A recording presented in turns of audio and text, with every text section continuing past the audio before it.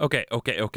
Trust me on this. So, the drink from last week, that Chaos Bolt, try replacing the Skittles with honey roasted peanuts. Just trust me, okay? Trust me. Thralls! Balls! They're everywhere!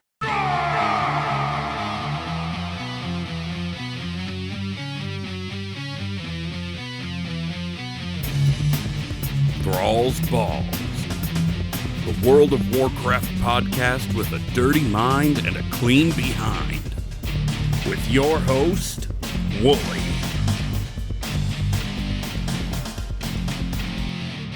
What's up, guys? I'm Wooly, and this is episode 2 of Thralls Balls.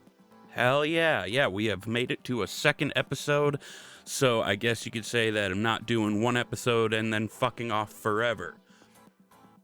So I guess that's like a personal record? I don't know, man. Anyway, I should probably get ahead of this real quick. I really fucked up in the news section last week. That's fine. So, we're gonna be retreading a lot of 9.1 PTR things. And honestly, there's a lot that I'm gonna be talking about that wasn't brought up last time. So, it's just gonna smooth out, and it's gonna be more accurate and more fleshed out, and fuck yeah. Alright, anyway, before we get into that, what have I been up to this week? A lot, as it turns out. So if you remember, last week I had said that I was not going to be finding another guild to play with. Well, that's not really the case anymore. I'm absolutely still playing with my Alliance guild. I love them. I'm not leaving them. But with my work schedule, it makes it difficult to raid with them. So I happened across a Horde guild on Zul'jin that is a reroll guild. And so I now have a paladin in there. He is level 48 now. Gotta be honest with you, that is a transferred character, but it was to kind of catch up with the levels they got to, right? So backing up just a little bit, Alliance, I got my Warlock to Renown 40, because he wasn't there before, because last tier, as in the 9.0 raid tier, I raided on my Warrior, right? So, on my Warlock, I got to Renown 40 with the Necrolords. I got my Baron title. I love that title. And I finished the Covenant campaign. Which, by the way, okay, I wasn't paying very much attention to what the Necrolord's story was, but I gotta say, kicking Redacted in the face like that, not literally, but it felt like it was such a good feeling. Fuck that guy. If you know who I'm talking about, the final big boss encounter kind of thing, but it wasn't really a boss fight at the end of the Necrolord's campaign. Oh hell yeah. And I cannot wait to see that person, is that the right word? As a raid boss in 9.1. Wait, what did I just say? Anyway, so that was the Alliance. On the Horde, like I mentioned, I now have a paladin. He's a blood elf. What did I name him though? I don't remember. Rint. R-Y-N-D-T. Rint on Zul'jin. He is a blood elf paladin, and I just got him to Shadowlands content. In fact, as soon as I finish recording, I'm gonna go get through the Maw intro, because I wish we could skip that, you know? Because like, if you've been through it once already, I don't see any reason... Oh, bump my microphone. I don't see any reason not to be able to skip it. Like the Legion intro, Attack on Broken Shore or whatever, you can skip that if you've done it already. I think as long as you have one on that server or something. I don't remember for sure. But regardless, can't skip it, so I'm going to be doing that tonight after I log off here. Or log off after I finish recording. So, this is something I've been very excited for.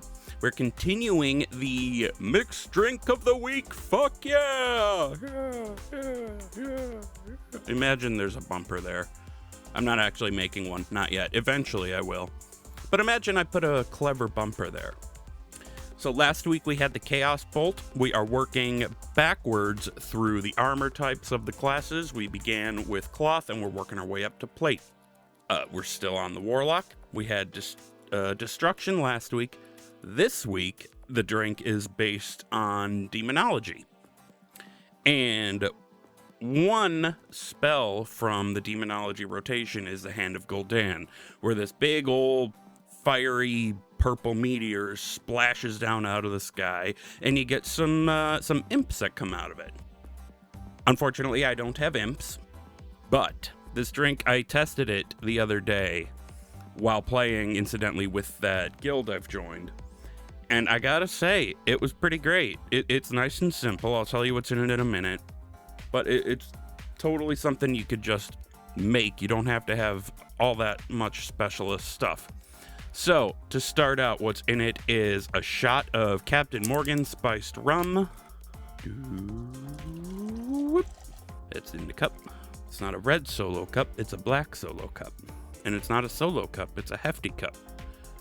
So, there is a mystery ingredient. I'll tell you what that mystery ingredient is after I take the first sip. Oh no, I spilled the mystery ingredient. Oh boy, I need something to clean this up. Oh no, I almost spilled the whole damn drink. Alright, so I've got the mystery ingredient, I've got the rum, and now the mixer. I had tested it with a purple monster, the Monster Zero Ultraviolet. That is a very popular monster, and I couldn't find a can of it anywhere. So, instead, I have Energizing Midnight Grape Mountain Dew Kickstart. We'll see if it works out. We'll see. And there we go. Now, I was prepared this time, y'all. I have a stirring device ready. I don't gotta make you listen to elevator music while I go grab one. All right, I have stirred it up. I have a little bit of Kickstart left in the can, so I'm just gonna take a cheeky little sip. All right, so I have my Hand of Gul'dan mixed up. Time to take this sip.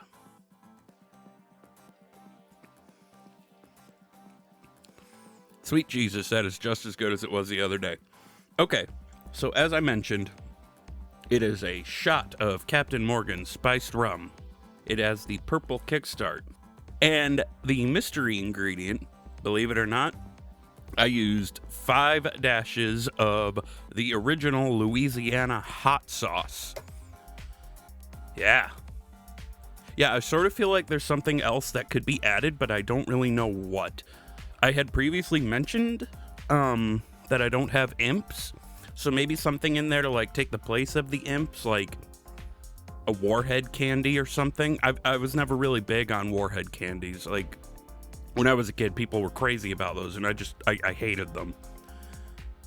But here's to you, here's to me, here's to Thrall's big, giant, veiny wiener. So, that is the mixed drink of the week, the Hand of Gul'dan. Next week, it's going to be Affliction themed. So, I'm not totally positive what it is going to be yet, but I'm thinking it's either going to be based on Drained Soul or Unstable Affliction. If you want to have a hand in which of those I go with, hit me up on Twitter, y'all. The show's Twitter is @ThrallsBallsPod, and my Twitter is @Wooly08, 2 O's, 2 L's. I'll probably even put up a little poll, but I'll be honest with you, do not have a lot of followers, and I'm pretty sure the show got like a grand total of 8 listens from last week, which I think 2 or 3 of those were actually me, but thank you to everybody who did listen. My point here, though, is I'm probably not going to get very many responses to a poll, and that is just fine. All right, let's move on to the WoW news, which I'm going to be a lot more thorough than I was last time. All right, so first things first, this isn't WoW specifically, but it is Blizzard, and he has a long history with Blizzard and worked on WoW for pretty much most of that. Jeff Kaplan, Daddy Jeff Kaplan, has left Blizzard after 19 years.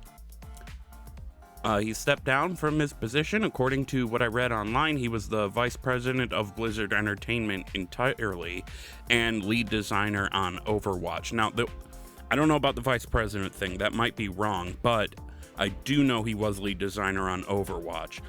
And the reason I know that is he was very, very good about listening to community feedback and asking for community feedback. I'm actually kind of sad that he's stepping down because he brought a level of passion and caring and silliness to the game and the company in such a way that is really hard to replicate, you know? And that I don't think we're going to see again, because it's not necessarily something you do, it's something you are. Like, it's a personality trait. 19 years is a really, really long time to be with any game company. The industry is such that you move from company to company every couple of years because it's what you do.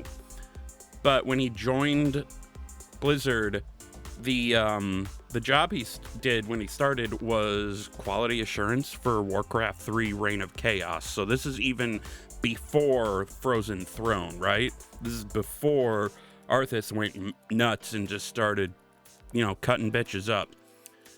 So I don't know why he has chosen to step down, but again, after 19 years, it's not terribly surprising. That is a long time to spend with one game company. And it seems like it was an amicable split. He put out a post about it, basically saying, hey, take care of all the developers for me, fans, and things like that. It just seems like they parted on good terms, and I hope that's the case. I see no reason to indicate why it's not. For anybody who might be curious, Aaron Keller has taken over his lead designer position for Overwatch. And, it would have really been nice to have Papa Jeff here for Overwatch 2's launch. But, this is not an Overwatch podcast. This is a WoW podcast. So, more WoW stuff, why don't we? So the first thing I want to hit on here is that there have been found on PTR, either via data mining or just came across them, Covenant-specific legendaries, and I don't really know how to feel about that. I have to be honest with you. Like, a few of them have been found for, like, different classes and different covenants or whatever. But my concern here is how much does it shake up the meta? Like, I got lightly razzed by my Horde guild either yesterday or today about min-maxing and choosing Covenant over like a 0.4% difference or something like that. But the reality is that's the way this community plays the game, right? So if your best Covenant is supposed to be, say, Venthyr, but you really, really like the Kyrian, and you show up and you're in Kyrian and you go to get into a pug, they're like, you're in the wrong Covenant, fuck off, and they send you away. So building on that, I worry that this will put us in a position where we either have to change our Covenant or not have that legendary, which some would view as necessary, even if it's not. I don't really want to be pigeonholed, and I don't want to be really too critical of the meaningful choice thing that Ian Hazzikostas was saying. Like, he wants the Covenants to be a meaningful choice you make in terms of a role-playing game environment. And I don't want to smash that, but it's hard to make a meaningful choice when we don't have all the information. And yes, honestly, obviously you have to, as time goes on, expand on things, right? Like with Covenants, it just seems like the natural choice to make Covenant-specific legendaries. Especially considering, I don't want to spoil story stuff, but let's just say there's more going on with the Rune Carver. And it's hard to have made that meaningful choice and to have things change up later. I don't want to have to regrind new renown, and I like the Covenant I'm in. That all said, this is making a mountain out of a molehill, I think. Like, you're putting the cart before the horse. Don't freak out. It's PTR. This could all change. And it's also even unknown if the new legendaries would even be just so good that it warrants changing your covenant. I can't imagine I would be the only one who wouldn't want to change everything. So who knows? Who knows? This is probably going to turn out to be a non-issue. Still, it's something I want to keep my eye on because it does raise my eyebrows just a little bit. What about you guys? What do you think? Like, if you were put in a position where you were told that your quote-unquote best in slot legendary is covenant specific and that you need to have it, would you change your covenant? And how annoyed would you be if you had to? Let me know. You can respond on Twitter. Moving on, the MDI Global Finals, Day 3, just wrapped up a few hours ago from when I'm recording. It was the third day of the weekend event, and for anyone who might somehow be unaware of what the MDI is, that is the Mythic Dungeon International. Basically, Mythic Plus teams race one another through identical keys to see who's faster, right? Not to be confused with the unfortunately named The Great Push that Blizzard is putting out coming up, where the competition is to push keys as high as you can go. Like, I don't remember what the record is right now, but I think it's like 30 or something like that. Anyway, for the MDI, the teams that played today were Echo, Stygia, Obey Alliance, Does Gargoyle Stream, Perplexed, Just So, PI Me, sorry priests, Golden Guardians. Oh, that was it. And after all was said and done today, Echo ended up taking it. There was a $300,000 prize pool, and I didn't look into this, I should have, but I believe that is split between first, second, and third place. So I don't know what it breaks down to per player. I don't feel like doing math right now. Fuck math. But even so, that is pretty cool. Mythic Plus, I've never been all that into it, but I really should be, because it just keeps your skills sharp, you know? In fact, I haven't done very many dungeons in Shadowlands at all. Now I think about it, I really should get on that. It's not to go off on too much of a tangent here, but the expansion that I did the majority of, where I just went nuts on dungeons, was absolutely Legion. I did a lot of dungeons in Legion. BFA came out, I did so little dungeoning in BFA that there are dungeons in that expansion that I've never seen. For example, Underrot. I never did Underrot. I don't know how Underrot goes. I don't know what the bosses are. I don't know what the abilities are. Blah, blah, blah, blah. I don't know what that sound was. But you know what? Who cares? So that's something I need to do. I need to get on the Shadowlands dungeon hype. And as long as I'm going on this tangent, it's an anxiety thing, you know? Like, something about jumping into a dungeon with people I don't know really spikes my anxiety. Like, the chances that somebody's gonna yell at me are kind of low, but at the same time,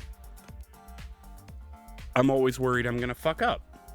And then, of course, when I'm worried about it because of the anxiety, and then I do fuck up, I'm more likely to fuck up more. It freaks me out. It's something I gotta work on to get past.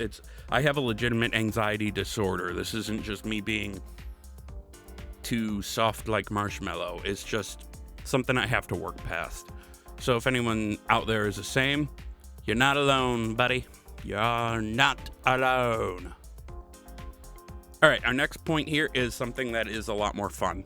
Sylvanas has been confirmed to be the final encounter of the Sanctum of Domination raid, which is fucking awesome. And there's two things she drops that are awesome. One is a bow, right? But it's specifically for hunters. And basically she's dropping what is essentially her bow. So if a hunter equips it, they basically get a new attack called Wailing Arrow. The tooltip says Fire an enchanted arrow, dealing 225% of attack power shadow damage to target, and an additional 75% of attack power shadow damage to all enemies within 8 yards of your target. Lesser creatures struck by a wailing arrow are stunned for 6 seconds.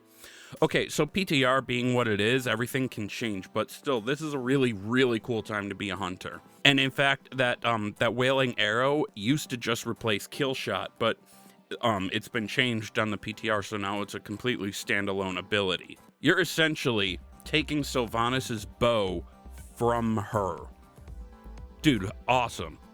And what does that imply for, like, where Sylvanas is after this fight?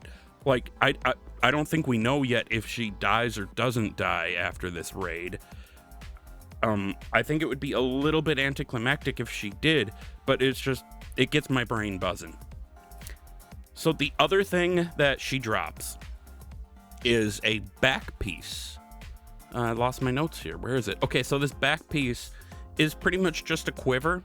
Anybody can wear it and get the stats, but the appearance of it, the quiver appearance, and the on-equip effect seem to only work for hunters. And I think even survival hunters don't really see it show up, but every 5 shots, it triggers Withering Fire, striking up to 5 enemies in front of you for 195 shadow damage. Again, PTR, so those numbers might change. But just how bitchin' is that?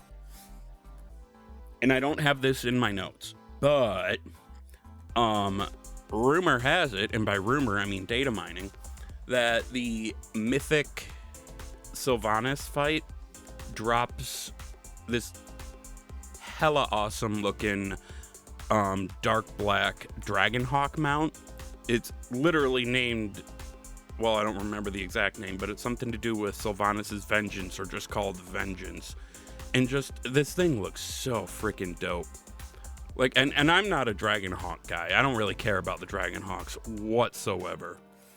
And it just looks awesome. I'm really hoping that it comes out that there is an ahead of the curve mount too, because I do not do Mythic. I don't. I would prefer to stick to Heroic because it's hard enough that I have to work at it, and easy enough that I don't have to do only World of Warcraft to play it, especially since I'm playing in 2 guilds now. Either way, I can't wait to see what comes up. So this is where I have to correct myself from last week. 9.1 flying. Thank fuck it is not a renown 80 reward like I had speculated, because that would fucking suck. That would take forever to get that.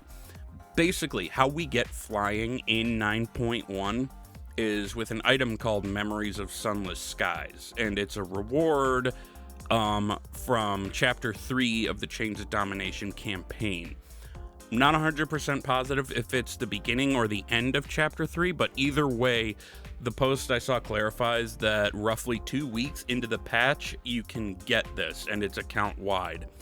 I don't know if it's like you get it and it just unlocks your whole account, or because it appears to be an account-bound item, if you have to mail it to yourself to get it.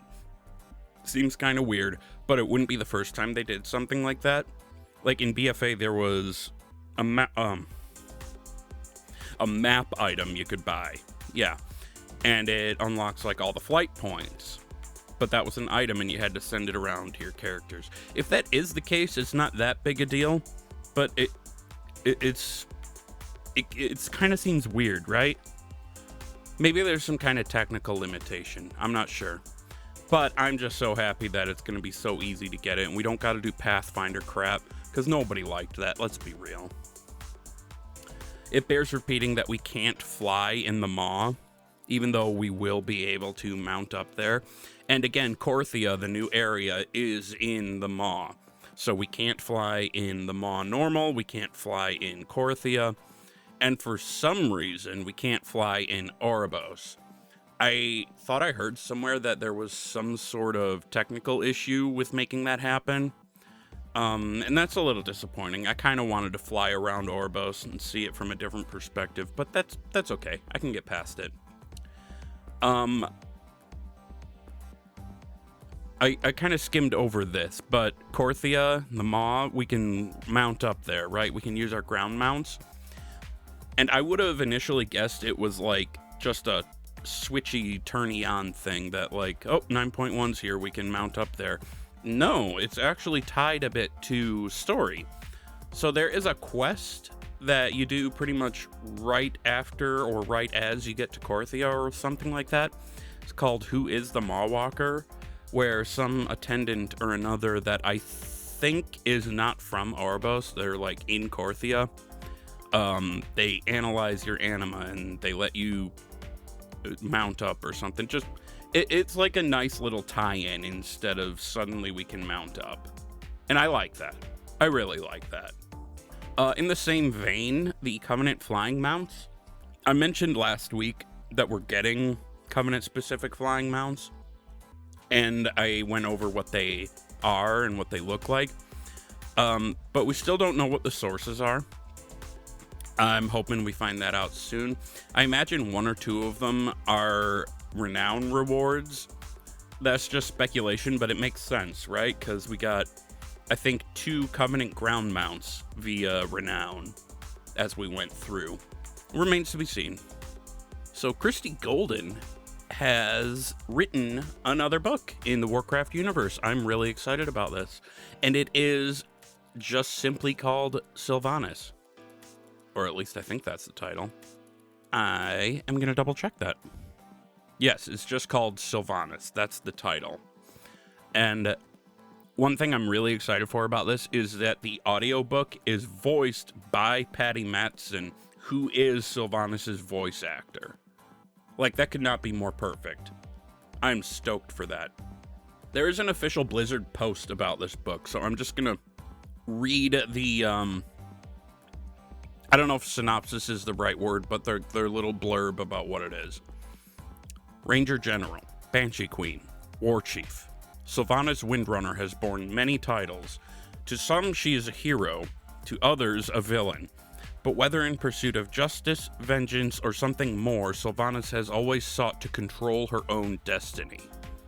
The power to achieve her goals has never been closer, as Sylvanas works alongside the jailer to liberate all Azeroth from the prison of fate. Her final task? Secure the fealty of their prisoner, King Anduin Wrynn. To succeed, Sylvanas will be forced to reflect on the harrowing path that brought her to the jailer's side and reveal her truest self to her greatest rival.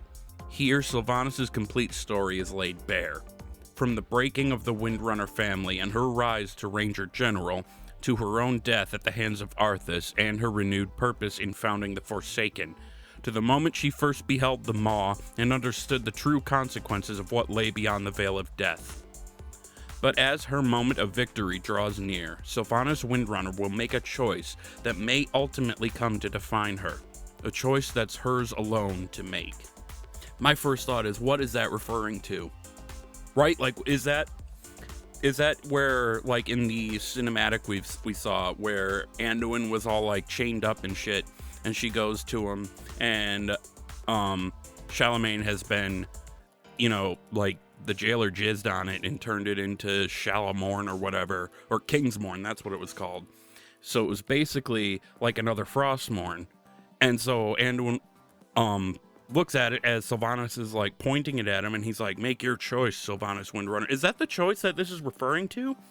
Or is that like a red herring? Are we supposed to think that's what we're talking about, or is there something else? And the fact that the book doesn't come out until November points out that there's a lot of room for wiggle in here, right? Like, there could be more that happens. I don't know. I'm excited. I'm very excited for this. Except comments people are leaving on Twitter and on Wowhead kind of show me that not everyone's excited.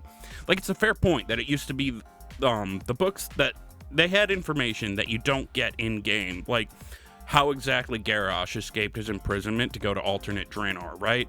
That was a whole thing with Wrathion, and then Anduin punches him in the face in 8.3 because that happened because he let Garrosh out, but that we didn't see that happen in the movie. I mean, not in the movie, the game. It was just in a book. People don't like that. People don't like having the story split up because they feel like they're forced to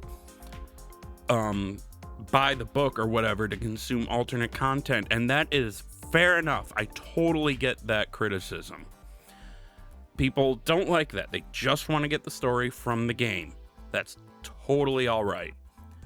That said, there is never any reason at all to be an absolute shart of a human being to somebody over it. There's a huge difference between saying, I don't want this to be a thing, or like saying Christie Golden ruined the story. Like, okay, fuck you. First of all, listen, Christie's an excellent writer, and if you don't like where certain stories have gone, you have to remember that this is Blizzard's story in the end. They're not telling her, okay, go nuts. No. They feed their writers plot points, events, even like if they want a character to change in a certain way. That's called characterization. They tell them that. They're given the framework to work with, and they flesh it out with a story. That is what they have, what they do. And okay, so that's a little bit of a tangent, but the comments I read were a shit show, obviously. And it just kind of pisses me off, because it's like, okay, I guess I can't enjoy this thing because somebody's going to be screaming over me the whole time. Actually, you know what? That's not fair.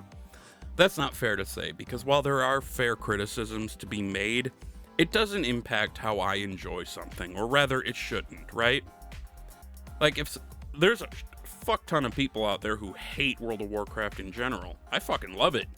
Doesn't change how I like it.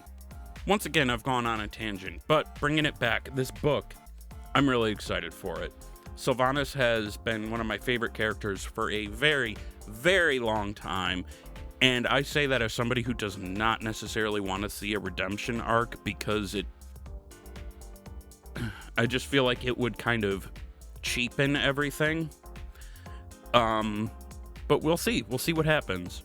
So the book Sylvanas by Christie Golden is currently available for pre-purchase, but it becomes available November 9th. There's a lot of time between now and then. Oh yeah. So, you may have heard about this Doctors Without Borders fundraiser Blizzard has been doing. We reached the goal to get Bananas. He's a little monkey. He's a battle pet monkey named Bananas. And we got that. I claimed it. It took a few days, but it finally showed up in my pet collections tab. But now, yeah, we finally reached the $1 million donation goal. And Blizzard has officially released Daisy the Sloth. I mean, how can you not be happy? It's a sloth, and you get it for free. Got a little sloth. So you go into the Battle.net shop, you can claim Daisy for free, and if she doesn't show up right away, be patient, because sloths move slowly. But no, for real, like I said, it took a while for Bananas to show up in my pet tab, so she'll be there eventually. She'll be there. But remember, you do have to go into the Blizzard shop to claim her. She won't just automatically show up in your mailbox. She won't show up in your pet collection tab. Same as Bananas. And the cool thing about this this pet, is she can ride on your back. Like, if you look at her and type /beckon, like BECKON, she'll climb over to you and climb up on your back, and you got a sloth on your back. Hell yeah. That's just adorable. I'm totally here for that. The last thing I want to cover in WoW news is that people accidentally came across the Slime Serpent secret mount. Basically, what you have to do is you have to solo the last 2 bosses of Heroic or Mythic Plaguefall. And when you do that, a little mob, I guess that's the right word, a mob, a monster, like a little NPC will show up called the Curious Slime Serpent. And it's one of those mobs that you can pet. So you go up to it, you click it, you're petting it, and then it gives you the mount. That's really cool. What's cooler is this was completely discovered by accident. This isn't one of those things that Secret Finders Discord. They're amazing. They go out and they specifically look for ways to figure out secrets. Like they did mounts, they did pets. But this one was discovered by accident by Durandil. I never knew how to say that name, but he's a fairly well-known hunter known for soloing content, and he went in and he did Mythic Plaguefall, and suddenly it's like, oh shit, I did these last 2 bosses, I can get this little mount, cool. So after that happened, it didn't really take very long for, as I mentioned, Secret Finding Discord to sink their teeth into it, because they wanted to know exactly what triggered it. Like, was it you have to solo the whole thing? Was it just the last boss? Whatever. So they did what they do. They figured out that you have to solo those last 2 bosses on Heroic or Mythic. And it's worth noting that while you do need to solo the last 2, you can have help getting that far. Like, as long as your help leaves the party completely before you fight the last 2 bosses, you're golden. So the mount itself looks like one of those N'Zoth serpent thingies, you know, with like the freaky spiky mouth. Looks like it uses the same model as like the Cloud Serpents or the Everworm Shadowlands pre-order mount. Except, okay, N'Zoth serpent thing, it looks like that, except it's like green and slimy instead of like voidy and purple or whatever. It's not a mount that I would use, but it's a mount that I want, simply because of what it is. Now, there's no way in hell I'm going to be able to do this, because you have, supposedly you have to have a tank spec or be a Beast Mastery hunter. I'm wondering if there's a way around that, like if I go on my Warlock and send out my Voidwalker, and have him do his blueberry thing, soak up damage. I'm not going to be trying it anytime soon because I have a lot of other stuff I'm working on, but you know, I might try it. I might. I didn't really prepare anything else to talk about because I wanted to expand on the WoW news a little bit more than I usually did. So that brings us to the end of the show for today. The drink of the week was the Hand of Gul'dan. A reminder that was 1 shot of Captain Morgan spiced rum, some the original Louisiana hot sauce. I used 5 dashes. That might have honestly been a little too much. And Midnight Grape Mountain Dew Kickstart. But you can also use Monster Zero Ultraviolet. Hell yeah. Pretty good drink. I like it. Next week, the drink is going to be themed after Affliction. Is it going to be Drained Soul? Or is it going to be Unstable Affliction? I don't know. Check out the Twitter account. The show's Twitter account. Not mine, but you can go to mine as well. And vote on which one it should be. If nobody votes, I'll just make my mind up on myself. The Twitter is @ThrallsBallsPod. Go ahead and give us a follow there. And while you're at it, you might as well follow my Twitter @Wooly08, 2 O's, 2 L's. I was going to wait an episode or 2 to announce this, but fuck it. I also have a Discord server set up. Haven't done like a whole lot with it. In fact, I've done very, very little with it, but you are welcome to join that.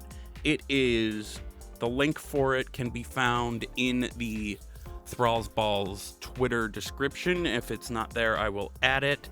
I will put it in the show notes as well. Yeah, come hang out. Let's build a community. Let's have some fun. Anyway, with that all said, guys, thanks for listening. And I'll see you next week. Yeah. Thundercucks away!